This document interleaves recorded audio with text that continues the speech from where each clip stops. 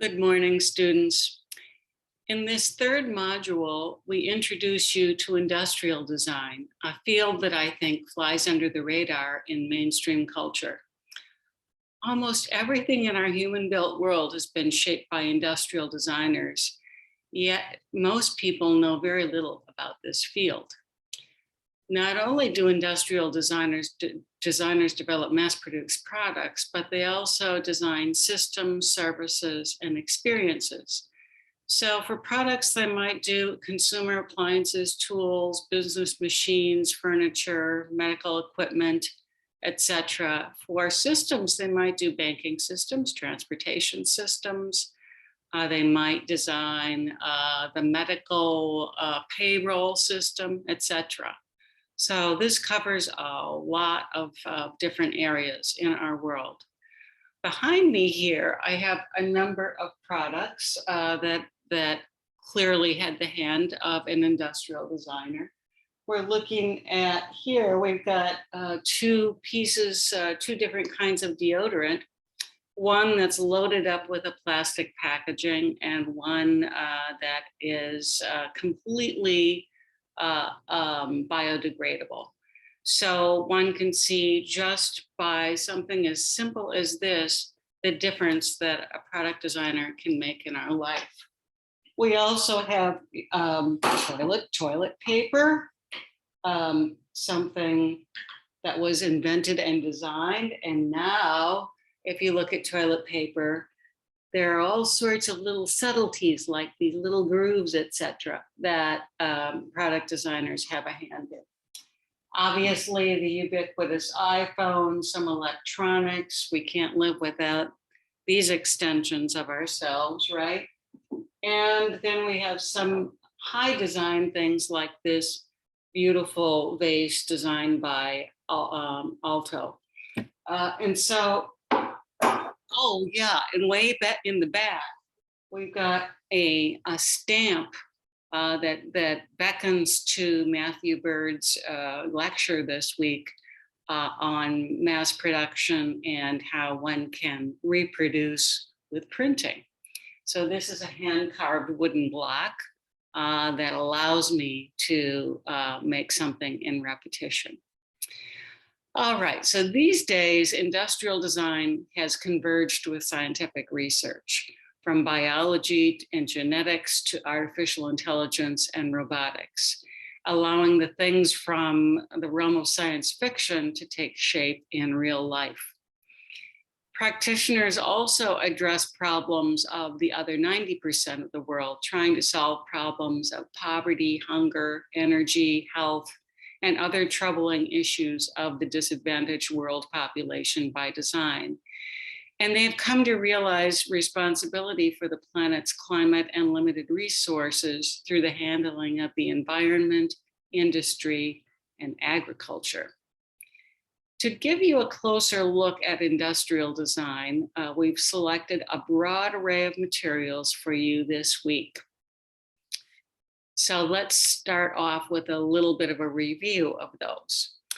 For a solid introduction to the discipline, view the PowerPoint PDF that's at the top of your list, and then move into Matthew Bird's lecture on the history of industrial design.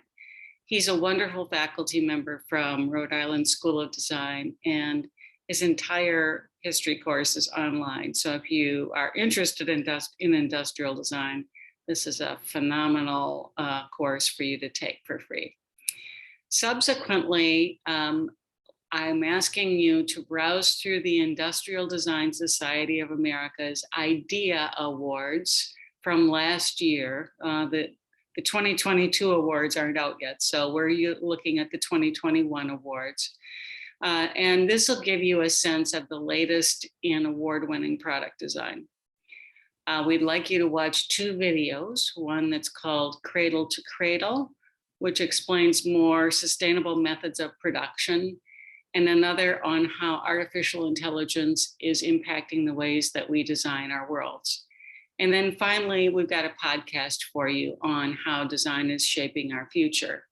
And this is by Frog Design, which is one of the leading industrial design companies in the world. Frog Design and IDEO are the two biggies in this field. Pentagram probably as well. We've got a boatload of items in the supplemental materials for the week. And as usual, these are not required, but they're so interesting, or they might be useful.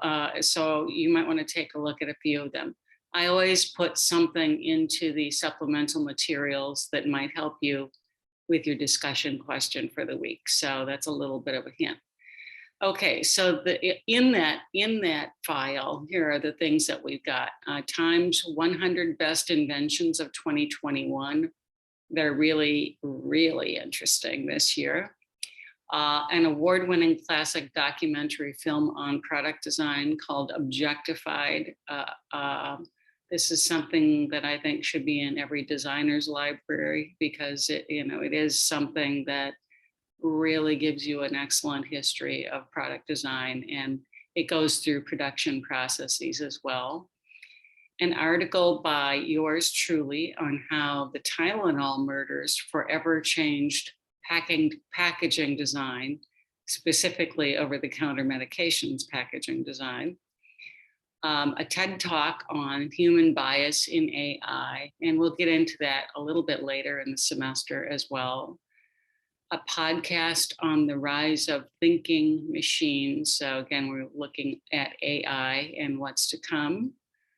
A very interesting article from the New York Times on the newer connections between fashion design and recycling. Fashion has turned so much into planned obsolescence these days. There's so many throwaways. And so this is a refreshing article. And then finally, a chapter from John Heskett's well-known book on the history of product design. As usual, we'll have the quiz and discussion questions for the week. And we also have the something fun and interesting category. Everything is fun this week. And so you might actually want to take a peek at that very first item, which is really, really interesting in terms of what products in our world don't work very well.